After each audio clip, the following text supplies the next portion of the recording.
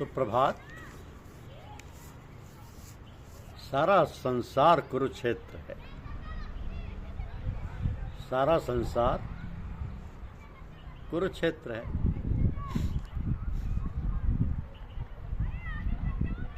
कौरव और पांडव चचेरे भाई थे। कौरव दुष्ट प्रकृति के थे और पांडवों का नाश करने के लिए तरह तरह के उपाय करते रहते थे। जब वे उपाय सफल नहीं हुए तो उन्होंने पांडवों को द्यूत के खेल में धोखा देकर परास्त किया। फलस्वरूप पांडव अपना राज्य खो बैठे और उन्हें 13 वर्ष निर्वासन में व्यतीत करने पड़े। यही कथा महाभारत है। अब निर्वासन अवधि पूरी हो जाने पर उन्हें अपना राज्य वापस मिलना था। इसके लिए उन्होंने पूरी कोशिश भी की, यहाँ तक कि उनकी ओर से स्वयं श्री कृष्ण दूत बनकर गए और कौरवों को बहुत समझाया बुझाया, पर कौरवों में ज्येष्ठ दुर्योधन युद्ध के बिना पांडवों को सुई की नोक के बराबर भी भूमि लौटाने को सहमत नहीं हुआ।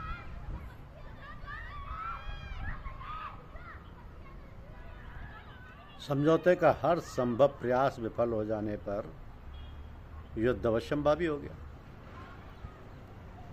दोनों पक्षों ने लड़ाई की तैयारी की। अर्जुन की प्रार्थना पर श्री कृष्ण युद्ध में उनके सारथी बनने को राजी हो गए, पर शर्त के साथ कि वे ना तो युद्ध करेंगे ना ही शस्त्र ग्रहण करेंगे। उनकी सेना कौरवों के पक्ष में गई। जब दोनों ओर की सेना समर भूमि में आमने सामने खड़ी थी तो अर्जुन ने अपने रथ को दोनों सेनाओं के बीच में खड़ा करवाया। जब उसने देखा कि जिन लोगों से उसे युद्ध करना है उनमें से अनेक सगे संबंधी तथा गुरुजन हैं, तो उसने अपने धनुष और तरकस को एक ओर रख दिया और श्री कृष्ण से कहा कि मैं युद्ध नहीं करूंगा। अर्जुन के तर्क का सार यह था कि राजपाट के लिए अपने प्रियजनों का संहार करने से कहीं उत्तम होगा कि भिक्षा मांगकर जीवन यापन कर लिया जाए। अब वास्तव में देखा जाए तो युद्ध स्थल के बीच अर्जुन का रथ, जिसके सारथी स्वयं भगवान श्री कृष्ण थे, गीता के मूल सिद्धांतों का दृष्टांत है। तो गीता में जो बातें शब्दों में बताई गई हैं वे अर्जुन के रथ में प्रत्यक्ष दिखाई गई। इस रथ में मनुष्य और भगवान, नर और नारायण का योग और मिलन होता है। तो सारा संसार ही कुरुक्षेत्र है। जिस स्थान पर अर्जुन का रथ खड़ा है वो कुरुक्षेत्र है। कुरुक्षेत्र सारे संसार, विशेषकर मानव जीवन का प्रतीक है। कुरुक्षेत्र के 3 पहलू हैं जो सभी बड़े महत्व के हैं। ऐतिहासिक दृष्टि से प्रसिद्ध रणभूमि है। कुरुक्षेत्र का शाब्दिक अर्थ है कर्म क्षेत्र या कर्तव्य क्षेत्र। तो गीता में इसे धर्म क्षेत्र भी कहा गया है और धर्म क्षेत्र शब्द से गीता का आरंभ होता है। धर्म क्षेत्र कुरुक्षेत्र।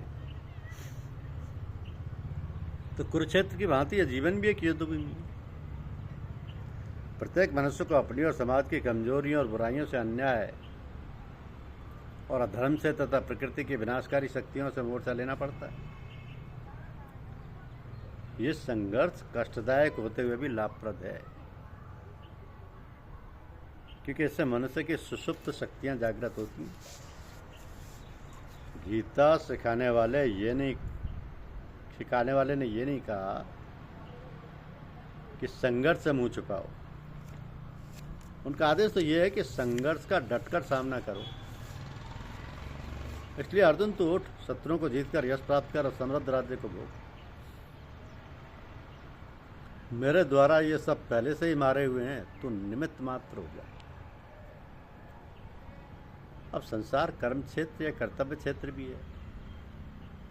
प्रत्येक मनुष्य को भगवान ने कुछ बुद्धि और शक्ति दी है, कुछ काम सौंपे हैं। जीवन को चलाने तथा समाज और राष्ट्र की सुव्यवस्था को बनाए रखने के लिए और मनुष्य की उन्नति के लिए सबको अपने अपने कर्तव्य का पालन करना चाहिए और अनवरत परिश्रम करना चाहिए। पुरुषार्थ ही जीवन है। पुरुषार्थ करके पुरुष को महापुरुष, विभूति और परमात्मा का प्यारा बनना चाहिए।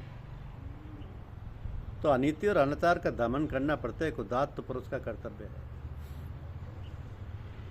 कुरुक्षेत्र को धर्म क्षेत्र बताने का आशय यह है कि जीवन रूपी खेत में नेकी, आराधना, सेवा आदि के अच्छे बीज बोकर मनुष्य सुख, सफलता और पूर्णता की बढ़िया फसल तैयार कर सकता है।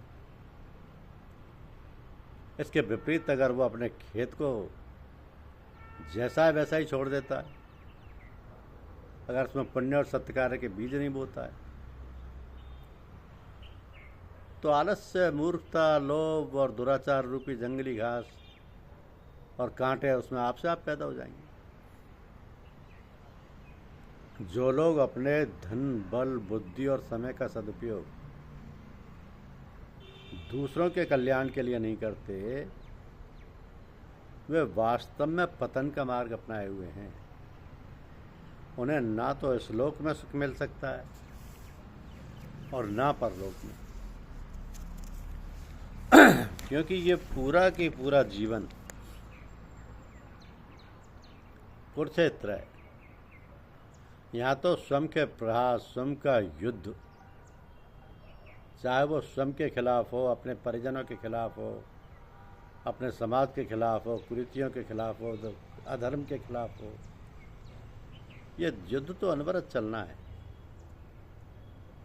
इसलिए तो गीता में इसको धर्म क्षेत्र, कुरुक्षेत्र कहा है। तो कुरुक्षेत्र की भांति ये जीवन भी एक युद्ध भूमि है। प्रत्येक मनुष्य को अपनी और समाज की कमजोरियां, बुराइयों से, अन्याय तथा धर्म से, प्रकृति के विनाशकारी शक्तियों से मोर्चा लेना ही पड़ता है। धन्यवाद। यूट्यूब चैनल को लाइक और सब्सक्राइब अवश्य कीजिए। शुक्रिया।